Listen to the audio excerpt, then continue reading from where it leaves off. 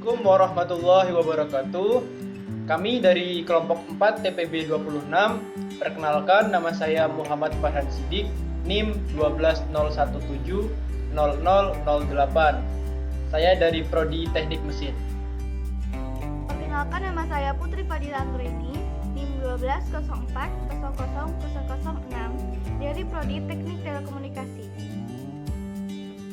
Perkenalkan, nama saya Muhammad Ramaditya, NIM 120170001 dari Prodi Teknik Mesin. Perkenalkan, nama saya Gabriel Novian Dinantara Semiring, NIM 120110013 Prodi Teknik Industri. Assalamualaikum warahmatullahi wabarakatuh. Perkenalkan, nama saya Muhammad Eri Harwanto dengan NIM 120170009 dari Prodi Teknik Mesin. Kami akan menjelaskan tentang konsep alat research based learning kami, yaitu tentang motor listrik sederhana, di mana motor listrik sederhana ini menerapkan prinsip gaya Lorentz atau kaidah tangan kanan.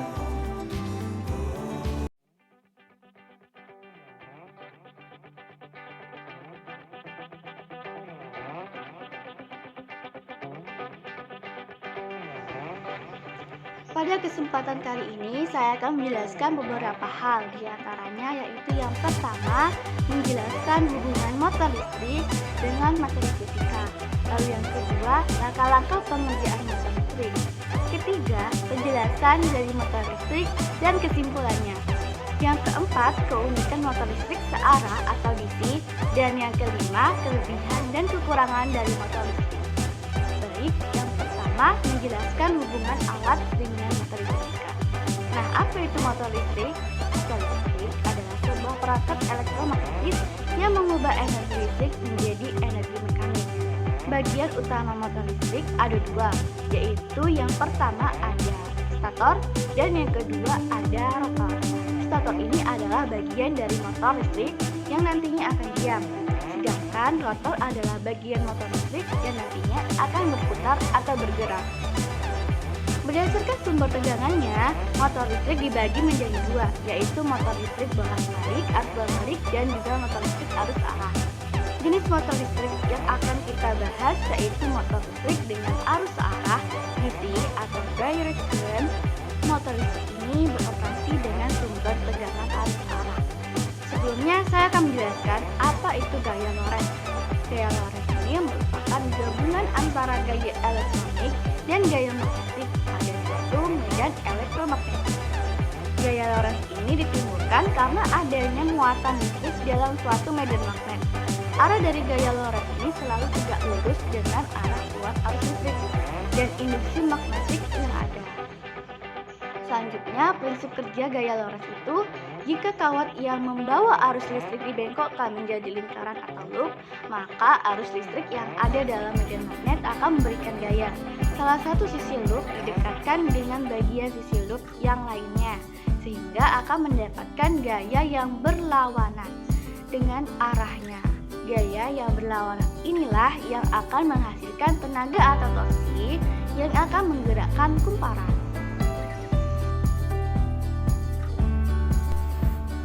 Kemudian, saya akan menjelaskan bentuk persamaan umum penerapan gaya Lorentz pada motor listrik. Yang pertama itu ada GGL atau gaya gerak listrik induksi, di mana rumusnya adalah epsilon sama dengan N kali B kali A kali omega sin omega T. Lalu yang kedua ada gaya Lorentz. Gaya Lorentz di sini rumusnya yaitu F sama dengan I kali B kali sin theta.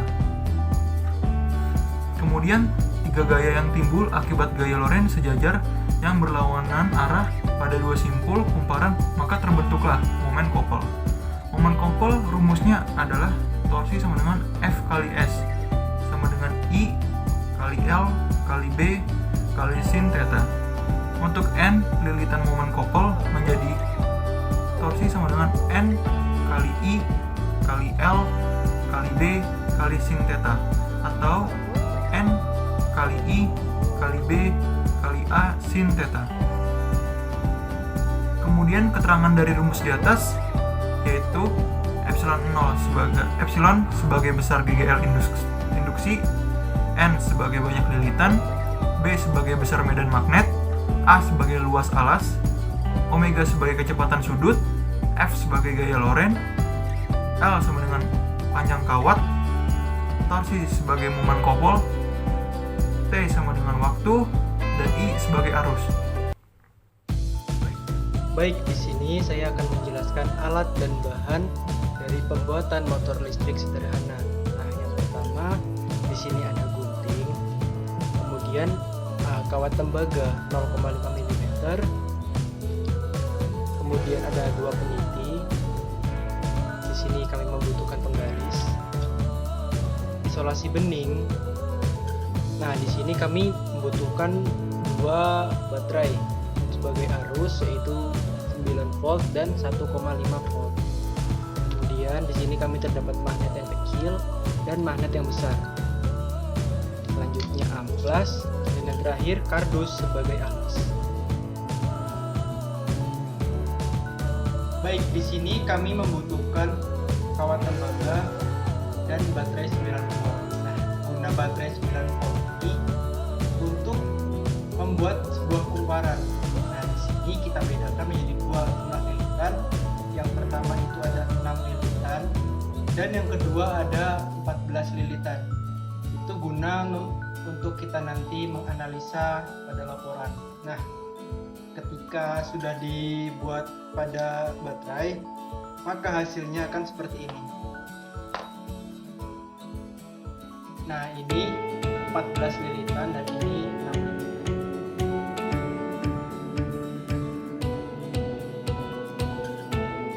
Langkah selanjutnya yaitu kita amplas ujung-ujung kawat ini menggunakan amplas yang kita punya tadi. Tujuannya yaitu untuk menghilangkan infill supaya kumparan dapat berputar dengan baik.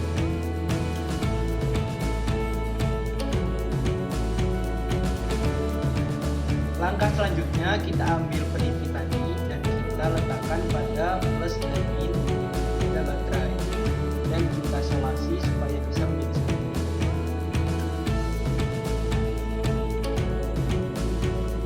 Oke, langkah selanjutnya yaitu kita letakkan kumparan tadi di antara 2 peniti yang sudah kita rekatkan dengan baterai. Nah, sebelumnya parameter apa aja sih yang bakal kita capai pada percobaan kali ini? Yang pertama yaitu jumlah baterai yang disusun secara seri. Nah, di sini kita memakai baterai 1,5 volt dan 9 volt. Kemudian variasi jumlah lilitan. Nah, di sini kita ada 6 jumlah lilitan dan 14 jumlah lilitan.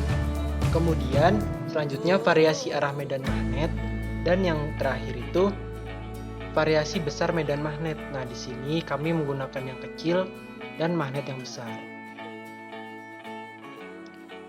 Oke, mungkin kita langsung mulai saja percobaannya pada baterai 1,5 volt dan jumlah lilitan 6 lilitan.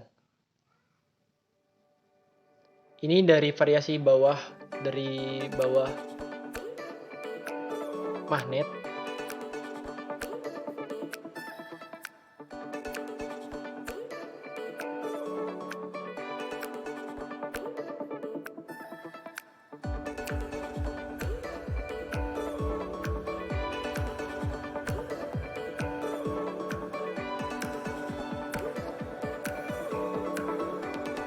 Oke, dia bergerak searah dengan jarum jam. Apabila kita letakkan di atas magnet, bentar. Oke, dia berputar melawan jarum jam. Kita lihat di sini.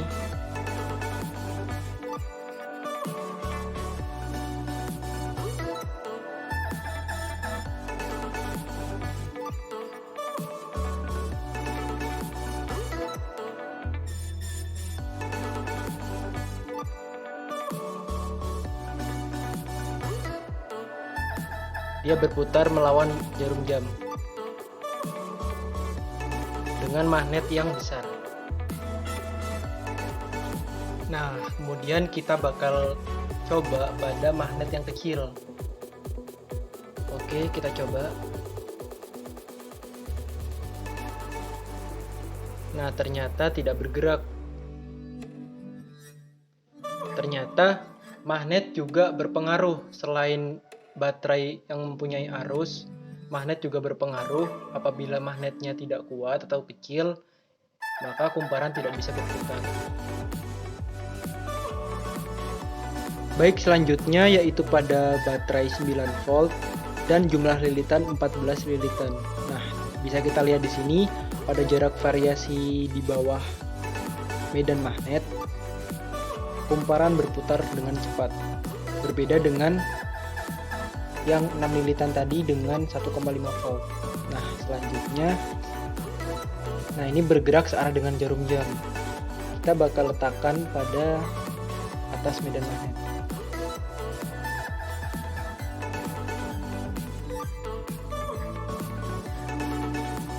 Nah, ini seharusnya berlawanan dengan arah jarum jam. Ini harus kita pancing dulu.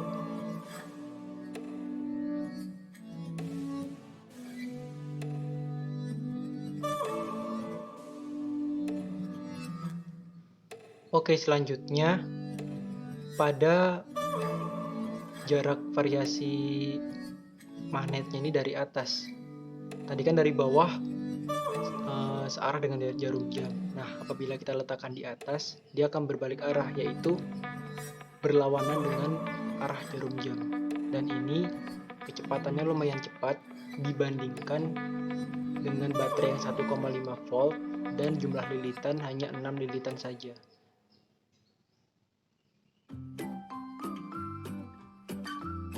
Selanjutnya yaitu pada magnet yang kecil. Nah, di sini ternyata sama seperti baterai 1,5 volt dan jumlah lilitan 6. Begitupun dengan baterai 9 volt dan jumlah lilitan 14. Kumparan tidak bisa berputar dikarenakan magnetnya kurang besar atau kurang kuat.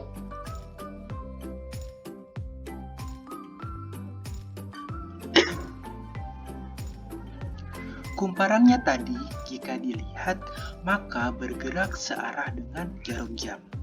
Nah, untuk tahu atau untuk memahami itu, kita perlu paham tentang kaidah tangan kanan.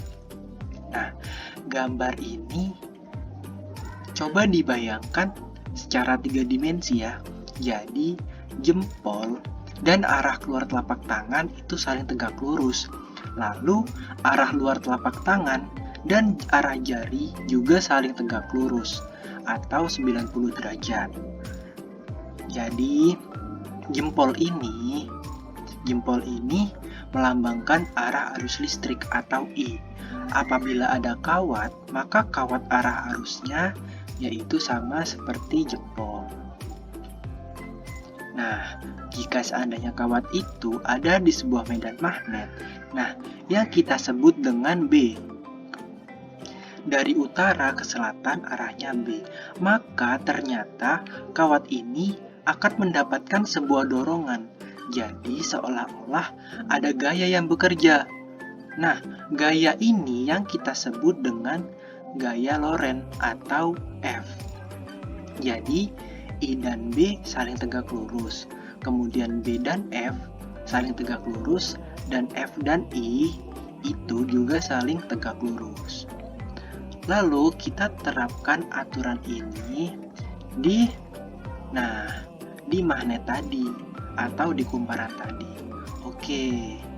Jadi ini adalah magnetnya. Di bagian atas ini adalah utara dan bagian bawah adalah selatan. Jadi kemana arah medan magnetnya? Nah, arah medan magnetnya berarti arah panahnya ke bawah. Kemudian ada kumparan yang kita buat tadi.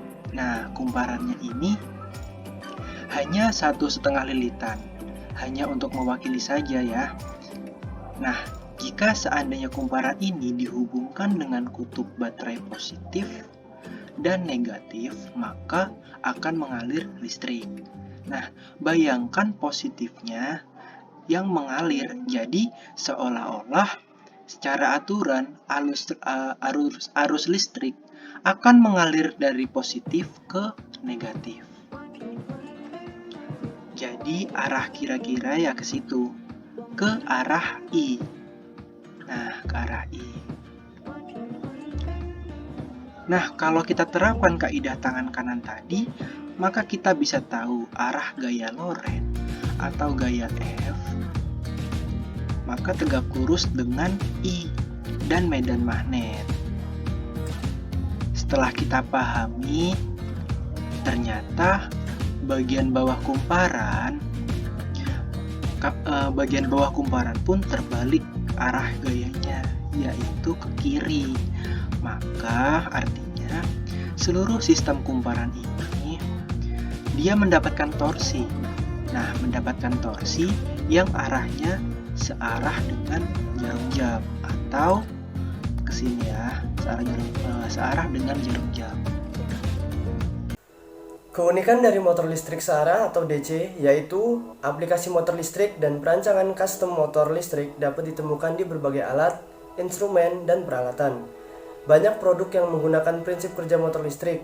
Berikut contoh produk tersebut antara lain ialah pintu otomatis, kipas angin, dispenser, alat pompa bensin, sampai sikat gigi listrik atau electric toothbrush yang mungkin belum terbayangkan sebelumnya. Penggunaan motor listrik yang tersebar luas sebagian besar disebabkan karena keunggulan yang dimilikinya jika dibandingkan dengan jenis motor listrik lainnya. Pada bidang industri, contohnya mesin pembakaran dapat terdiri lebih dari 200 bagian. Motor bertenaga listrik rata-rata hanya memiliki sekitar 20 bagian yang bergerak. Karena memiliki lebih sedikit bagian yang bergerak, mereka biasanya membutuhkan perawatan yang lebih sedikit dan menikmati masa kerja lebih lama daripada motor lain. Sebagian besar motor listrik sedikit dimodifikasi agar sesuai dengan kebutuhan aplikasi tertentu. Sebaliknya, motor listrik yang disesuaikan dapat menawarkan sejumlah manfaat, seperti memastikan bahwa aplikasi berjalan seefisien mungkin. Ketika motor listrik berjalan dengan baik, keausan berkurang, mengurangi resiko kerusakan yang mahal, dan pada akhirnya dapat mengganggu produksi. Dalam prosesnya, mereka menyisihkan waktu bagi pengguna yang kesulitan dalam mengaplikasikan motor listrik yang tidak cocok. Untuk itu, vendor biasanya menanggung semua risiko dan kewajiban untuk motor listrik yang telah disesuaikan. Dan kustomisasi memungkinkan pengguna untuk merancang motor listrik sesuai dengan spesifikasi tepatnya daripada model standar. Dengan penerapan tersebut, yang dirugikan dapat disesuaikan pada saat perancangan awal. Selanjutnya, yaitu kelebihan motor listrik searah atau DC antara lain, torsi dan kecepatannya mudah dan bisa dikendalikan, memiliki sistem kontrol yang relatif sederhana dan murah, memiliki torsi awal yang besar, performansinya mendekati linear, dan untuk penggunaan pada beban yang berdaya rendah, motor DC lebih murah dibandingkan dengan motor AC. Sedangkan kekurangan motor listrik searah atau DC antara lain tidak cocok digunakan untuk kecepatan yang tinggi, tidak cocok untuk pengaplikasian dengan beban berdaya besar, dan tidak cocok untuk digunakan pada kondisi lingkungan yang cepat kotor dan berdebu. Sekian dari kelompok kami, lebih kurangnya kami mohon maaf. Terima kasih atas perhatiannya. Kami akhiri. Wabillahi taufiq wal hidayah. Wassalamualaikum warahmatullahi wabarakatuh.